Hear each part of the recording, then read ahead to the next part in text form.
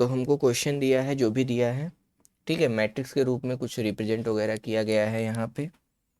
तो चलो सॉल्व करते हैं इसको। तो अगर मैं यहाँ पे सोर्स ट्रांसफॉर्मेशन लगा लूँ इधर, ठीक है, इधर और इधर, तो हमारा क्वेश्चन थोड़ा और इजी हो जाएगा, ठीक है। तो इसमें मैं क्या कर रहा हूँ, सोर्स ट्रांसफॉर्मेशन लगा रहा हूँ, करंट सोर्स को वोल्टेज सोर्स में कन्वर्ट कर रहा हूँ। तो ये हो जाएगा ऐसे, और ये हो जाएगा 2i1, ठीक है। और रेजिस्टेंस जो यहाँ पे था ये 2 ओम, ये वाला अब सीरीज में आ जाएगा 2 ओम, ऐसा कुछ, ठीक है। तो यहाँ पे हम जो कॉन्सेप्ट यूज करने वाले हैं वो है सोर्स ट्रांसफॉर्मेशन, ठीक है। तो मैं आपको थोड़ा सा बता देता हूँ सोर्स ट्रांसफॉर्मेशन क्या होता है।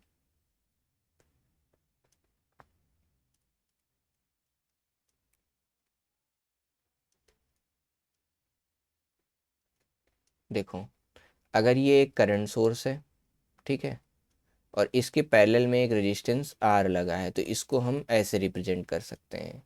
ये करंट सोर्स, चलो इसकी वैल्यू आई थी, ठीक है। तो ये एक वोल्टेज सोर्स में हम इसको रिप्रेजेंट कर सकते हैं, ठीक है। देखो करंट इधर फ्लो होके जा रहा है ना, तो एरो की डायरेक्शन में मैं प्लस, इधर माइनस लिख रहा हूँ, ठीक है। और इसकी जो वैल्यू होगी आई इंटू आर हो जाएगी, और ये इसके यहाँ एक रेजिस्टेंस ऐसे सीरीज में आ जाएगा आर का, ठीक है। तो वैसे ही इसको मैं लिख सकता हूँ, करंट सोर्स को देखो अब मैं बना रहा हूँ voltage source, plus minus 2i1, ठीक। यहाँ से रेजिस्टेंस लगा है 2 ओम का, एक ये 0.5, फिर एक कैपेसिटर लगा हुआ है, प्लस माइनस जिसका वोल्टेज ऐसे लिखा हुआ है 0.25 फैरेड का। फिर इधर भी मैं सोर्स ट्रांसफॉर्मेशन कर रहा हूँ, तो इधर भी एक रेजिस्टेंस आ गया है जो कि 1 ओम का है,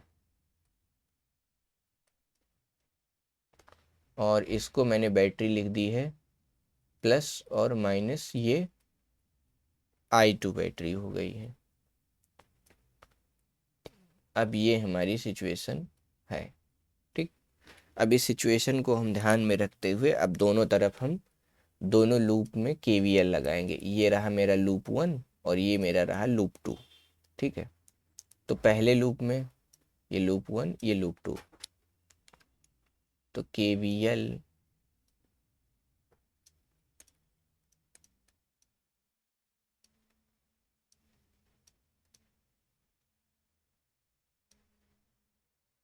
ठीक है।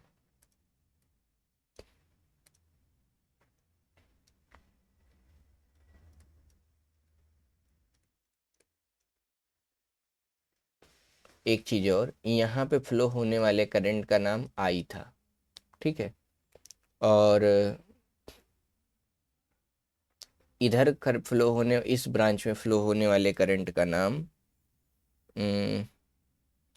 ठीक है, इधर इधर वाले करंट का नाम I था, ठीक है। ये ध्यान रखना है हमको।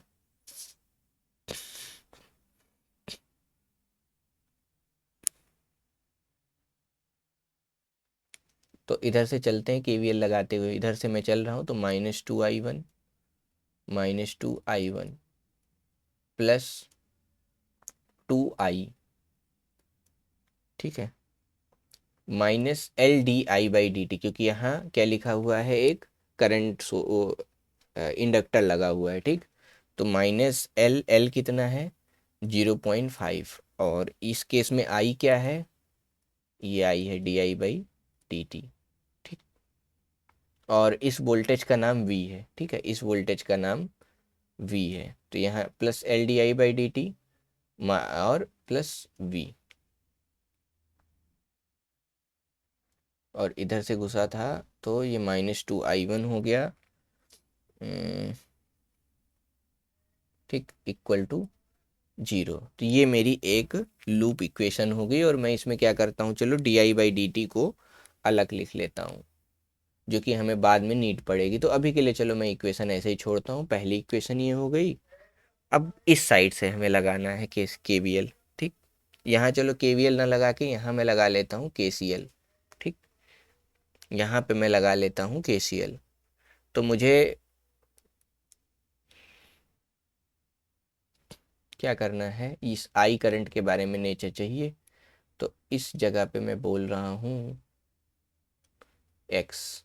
ठीक है, तो यहाँ पे मैं लगाने वाला हूँ के सी एल एट एक्स।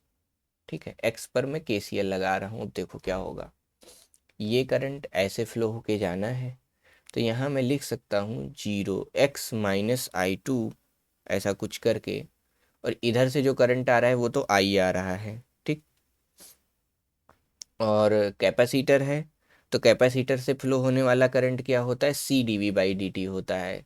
ये मैं आपको रिकॉल करा दूं, Q बराबर CV होता है, तो dQ/dt क्या होता है, C dV/dt। तो इसको हम I = C dV/dt लिखते हैं। ठीक है, तो ये कैपेसिटर का करंट मिल जाएगा यहाँ। तो यहाँ देखो आई करंट अंदर की ओर आ रहा है, तो -I प्लस, यहाँ पे पोटेंशियल ऐसा है तो करंट इधर से इधर को आना चाहिए। ठीक है, तो इसको मैं लिख रहा हूँ -C dV/dt।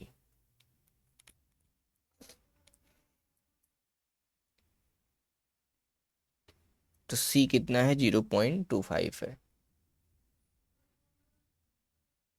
माइनस या प्लस, शायद प्लस ही होगा, +C dV/dt।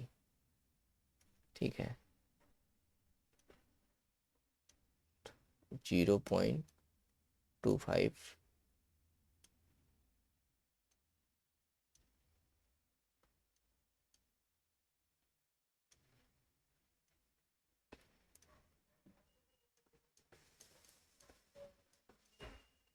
ठीक, और इधर से आने वाला करंट क्या हो जाएगा, इधर से आने वाला करंट देखो, इस वोल्टेज को, अगर यहाँ V वोल्टेज है तो यहाँ भी V ही वोल्टेज होगा, X पर भी। तो X क्योंकि ये यहाँ V वोल्टेज है, और तो इधर भी V ही होना पड़ेगा, यानी कैपेसिटर के इक्वल। तो यहाँ मैं लिख सकता हूँ प्लस जो है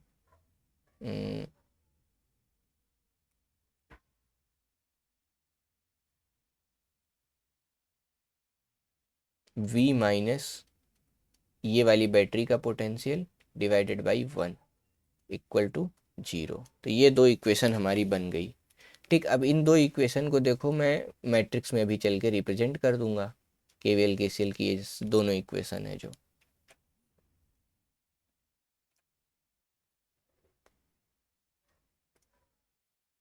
तो हमारे पास ये दो इक्वेशन है। अब हमें इन्हीं दोनों से काम है, बाकी चीज़ें अब हमें भूल जाना है क्या आई थी।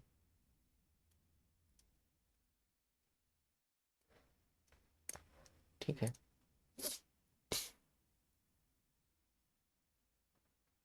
तो di/dt को हम क्या लिख सकते हैं, di/dt के आगे हमने लगाया 0.5, ये क्या लिख सकते हैं, इसको हम लिख सकते हैं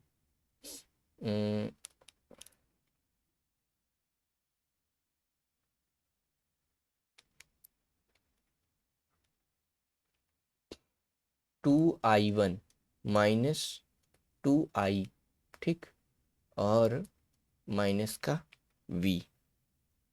तो इसे थोड़ा और करेक्ट करें तो इसे हम लिख सकते हैं di/dt इज इक्वल टू, कितना हो गया ये, 1/2 है, 1/2 इधर आ गया, 4I1 -4I और -2V, ये बन गया।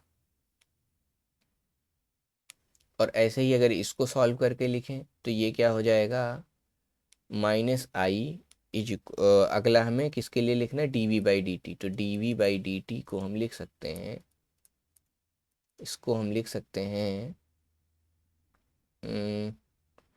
I plus I2 minus V। तो ये हो जाएगा dV/dt इज इक्वल टू, क्या कहते हैं, ये 25 को 1/4 लिख सकते हैं, 0.25 को, तो ये आ जाएगा 4I प्लस 4I2 -4V। तो ये हमारी नई इक्वेशन बन गई। एक तो ये वाली इक्वेशन, इसको फर्स्ट बोल देता हूँ और इसको सेकंड। अब इन दोनों को यूज करके हमको मैट्रिक्स बनाना है। ठीक,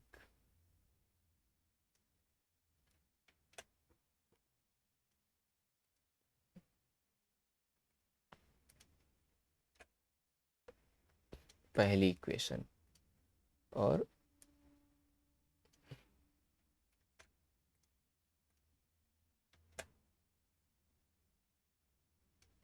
दूसरी इक्वेशन। तो अब चलो देखते हैं कि हमारा फॉर्मेट क्या है मैट्रिक्स का। वी आई है और आई वन आई टू अलग लिखा हुआ है। ठीक है, तो वी और आई को अलग लिखा हुआ है और आई वन और आई टू को अलग लिखा हुआ है। तो ये हो जाएगा D I by D T is equal to V और आई, पहले वी लिखा है तो -2v -4i। ठीक है, और -4i1। ऐसे ही D V by D T को क्या लिखा है, पहले v लिखना है मुझे -4v, और इधर क्या लिखा हुआ है +4i और +4i2। ये हो गई हमारी सिचुएशन। अब हमें v और i को देखो अलग लिख सकता हूँ मैं। यहाँ लिख सकता हूँ D I by D T और D V by D T equal to, देखो -2 -4 -4, और यहाँ कुछ झोल है क्या, +4i कैसे आ रहा है ये?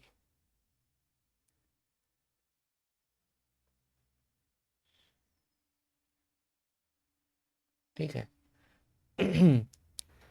तो एक मिनट, क्वेश्चन में क्या चाहिए हमको, v और i ऊपर। तो मैं क्या करता हूँ, v वाली इक्वेशन पहले लिखता हूँ। देखो मैं यहाँ i वाली लिख रहा था, पर पूछा हमसे v वाली ऊपर गया है तो मैं v वाली पहले लिख देता हूँ। तो देखो D V by D T यहाँ लिख देता हूँ और D I by D T यहाँ लिख देता हूँ। ठीक, तो मैट्रिक्स क्या बन रही है हमारी, -4 4 -2 और -4। क्या आ गया यहाँ, v और i, तो v और i। ठीक है, प्लस अगली मैट्रिक्स क्या है, -4 और यहाँ नीचे वाला 4 है, ऊपर वाला -4 है, थोड़ा आगे पीछे हो रहा है, कंफ्यूज मत होना। +4 और -4।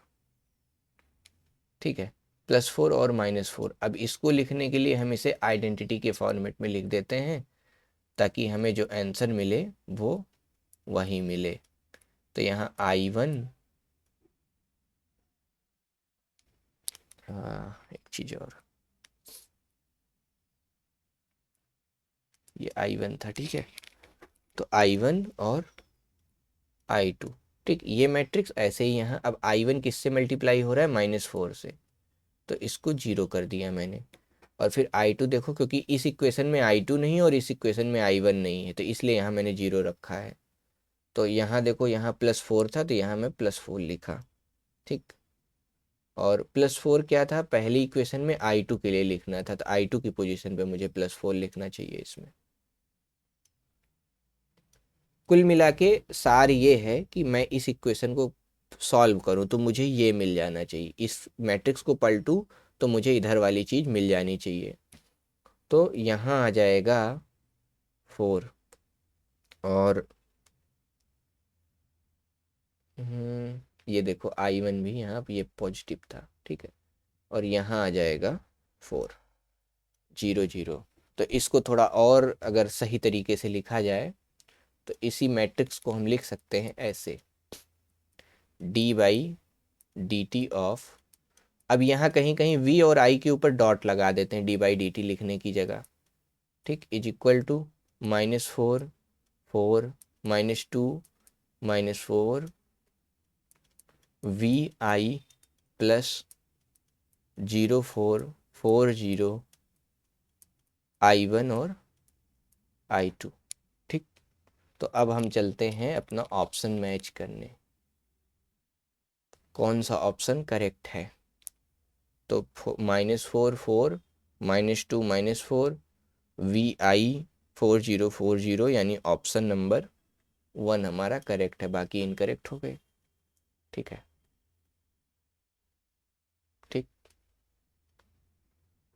तो यानी अगर ये मतलब इसमें सिंपल लॉजिक लगाया है मैट्रिक्स में। मैट्रिक्स देख के ऐसे क्वेश्चन डर जरूर लगता है, बट इसमें होता क्या है कि अगर हमें कोई मैट्रिक्स दी गई है, ठीक है, तो मान लो यहाँ x1 है, यहाँ x2, ऐसे मतलब कोई मैट्रिक्स होती है, तो उसको कोई इक्वेशन अगर हमको दी हो, तो जैसे ax प्लस बी वाई, ठीक है, इक्वल टू सी है, तो इसको हम क्या लिख सकते हैं। और ऐसे ही दूसरी इक्वेशन है C X plus D Y is equal to C one is equal to C two. तो देखो हम इसको ऐसे लिख सकते हैं, ए लिखा, बी लिखा, सी लिखा, डी लिखा, मैट्रिक्स बनाया। देखो दोनों वेरिएबल थे एक्स और वाई, तो मैंने यहाँ एक्स लिखा, यहाँ वाई लिखा, is equal to C one और सी टू हो गया। सी वन सी टू को थोड़ा और अच्छे से रिप्रेजेंट करना हो तो इसको हम आई के टर्म में लिख सकते हैं। आइडेंटिटी अगर यहाँ भी चाहें तो इसको भी लिख सकते हैं अच्छे से ही। यहाँ वन, यहाँ जी, यहाँ वन, यहाँ जीरो, यहाँ जीरो, आइडेंटिटी हो गया सी वन और C two. C one C two में आइडेंटिटी से मल्टीप्लाई करो, कोई फ़र्क पड़ता नहीं है। ठीक है, तो ये एक रिप्रेजेंट करने का तरीका होता है। ठीक है, ताकि हम जब आ, इसको और इसको मल्टीप्लाई करें, ठीक है, और इसको मल्टीप्लाई करें, तो हमको ये पहली वाली इक्वेशन मिल जाए। जब दूसरा वाला पार्ट हम करें तो नीचे वाली इक्वेशन मिल जाए। तो ये तो इक्वेशन, थ्योरी ऑफ इक्वेशन का पार्ट हो गया। तो ऐसे इसको सॉल्व करते हैं।